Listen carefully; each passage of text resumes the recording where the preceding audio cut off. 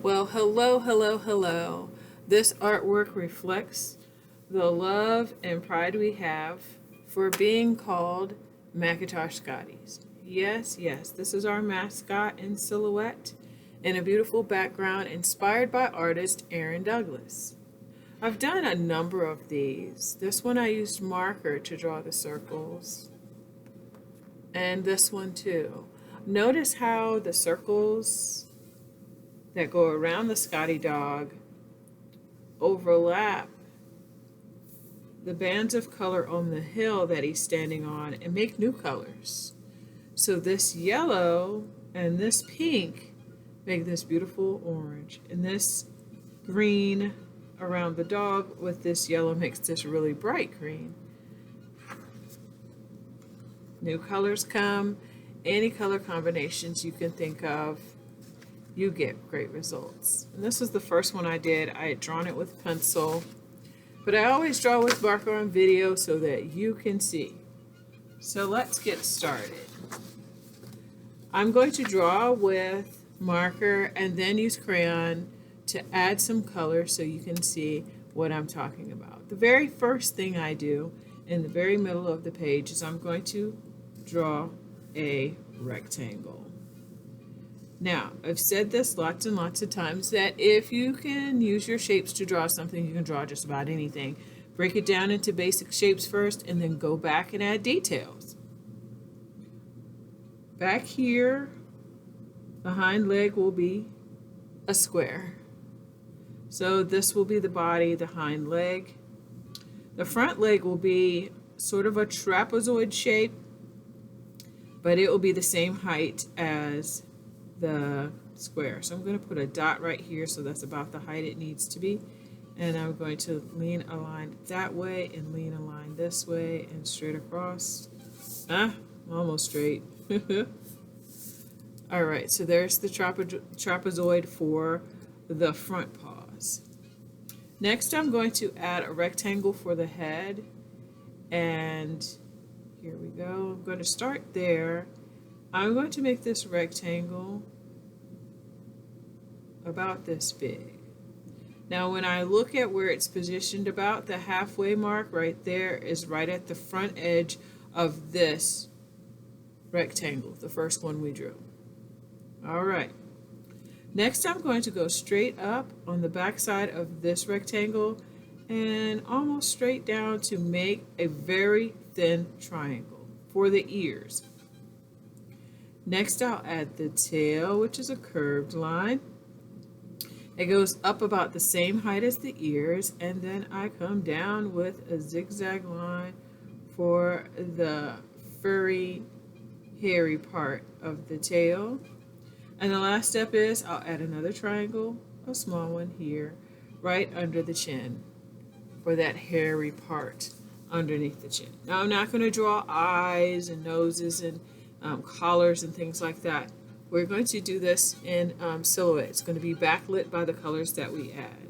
So the very first thing I'm going to do is I'm going to put this curved line under its feet because that's the beginnings of the hill that it's standing on. It's standing on a hill, tall and proud.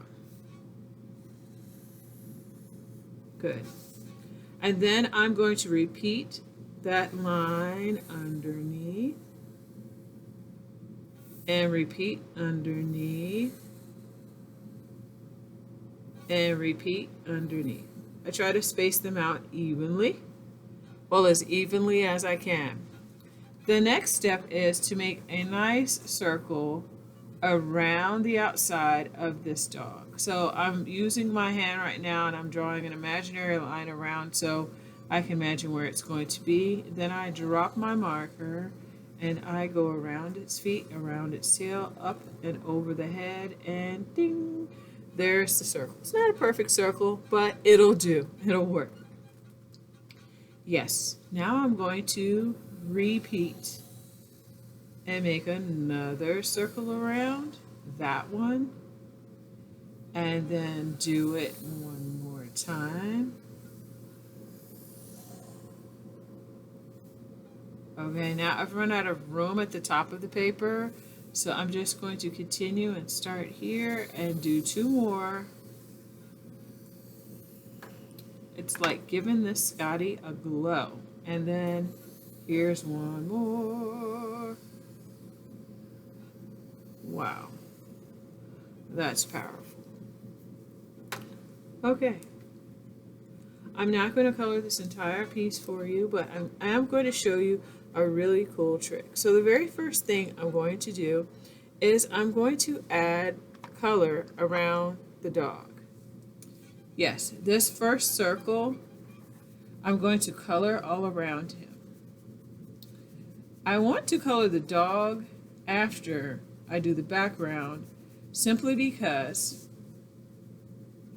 I'm going to apply a special technique to make this Scottie dog look hairy or furry. So all around, inside that circle, that first circle that you drew around the Scottie dog, go ahead and add a color, any color. If I were you, I'd use lighter, brighter colors. I probably wouldn't use brown or black for this, because we want the colors, when they overlap, to be able to mix with another color and create another color that's really cool. So in order to do that, try to keep it lighter and brighter. Okay, almost done with this here. And if you're just watching, enjoy the show. But if you're coloring along and I'm going a little bit faster than you, you can pause and continue when you've caught up with me. All right. The vibrations are making this old table squeak. Okay. So now that I've done that first circle, what I'm going to do next is find a black crayon, because I want to draw this dog, we'll color this dog to make it look furry. Well, the tail is already done perfectly, so I'm going to stay inside the lines to color it. Great. And then once I'm finished with that, I'm going to color the rest of it, and I'm going to color outside the lines just a little bit. And I'm doing it purposefully, so when you're deliberately doing something, you have to be mindful of what you're doing. So as I start to color this rectangle and this square that are his feet, I'm going outside the lines just a little bit, using small strokes to give the texture of a hairy Scottie dog. So I'm outside the lines just a little bit,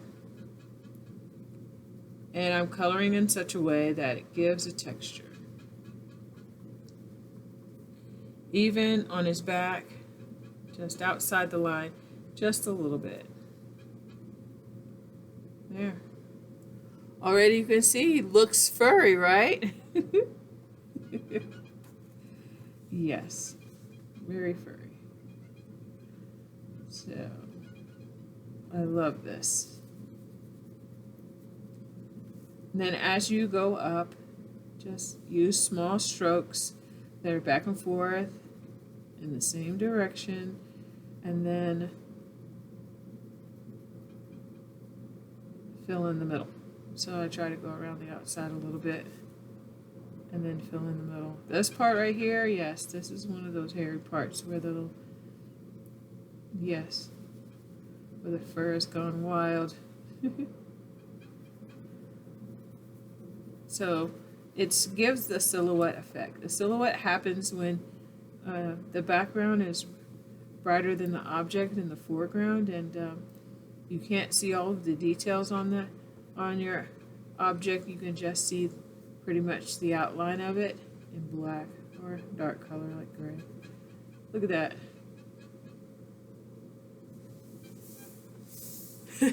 Love, love, love, right? Okay, so I like to use yellow in this process because it's a color that mixes well with most every other color. So this is green yellow. It's a very bright green. It looks more yellow than green. It's just slightly green. And it's one of those colors that's can be confusing for really young children because they can sort of see that it's green, but then when they color with it, it looks more yellow, and it's confusing to them. All right, so I'm going to do this circle here, and then I'm going to do this first band on the hill, and I bet you can't guess what color I'm going to use. I'll give you a hint. The first two colors I used are part of a family. Blue and yellow, they're part of a color family. The third member of that color family is what I'm going to use for that first band on the hill, that first row. Sometimes by repeating shapes, you give your artwork a sense of rhythm and unity. Wow, beautiful. All right, so let me find a red. Yes, red. I'm using red. Okay, here's red. I mean, you could use something similar to red. Now this is red.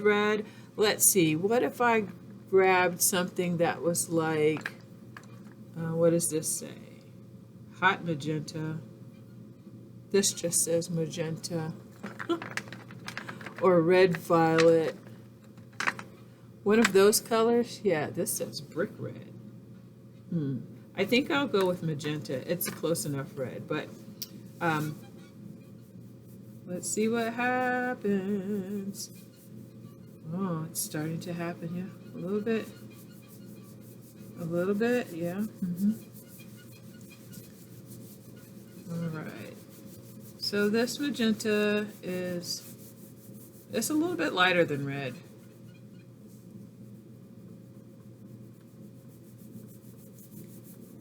But you can see from a distance right now how the magenta and the yellow are making an orange color. Your eyes are blending those two colors together.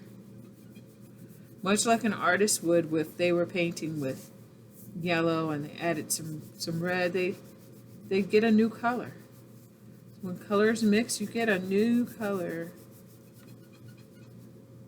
So who knew that magenta, which I'm using as my red representative, who knew that magenta and green yellow would make this color that looks orangish?